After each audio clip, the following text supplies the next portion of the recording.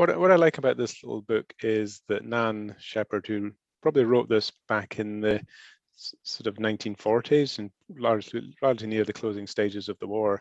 But this book, it wasn't actually published till about 1977. It sat on a shelf for a long time before it came out. But in the book, she describes her journeys in and around the Cairngorm Mountains. Rather than scaling to the heights, I think she makes reference to so many people whose only ambition when they go into the hills is to get to the top. And it's a race to the top and to conquer. But she talks about being within and around. And that's something that struck me, and it struck a chord with me, actually, to be fair. And in terms of the well-being side, there was a chapter there on senses, where she talks about sounds, smell, taste, sight, and touch. And she goes through each of these in terms of her journeys in the mountains.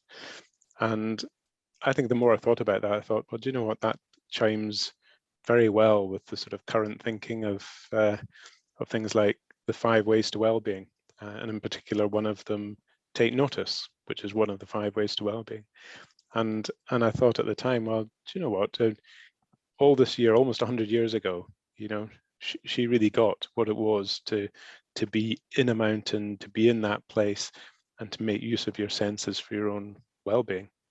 And so that's really what struck me with this book.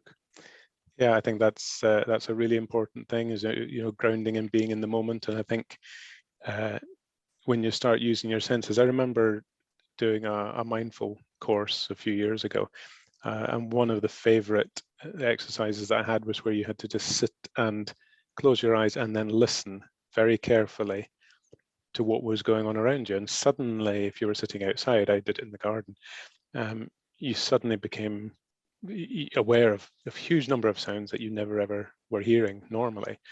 And I think that's exactly the same in the mountain environment or in the hill environment.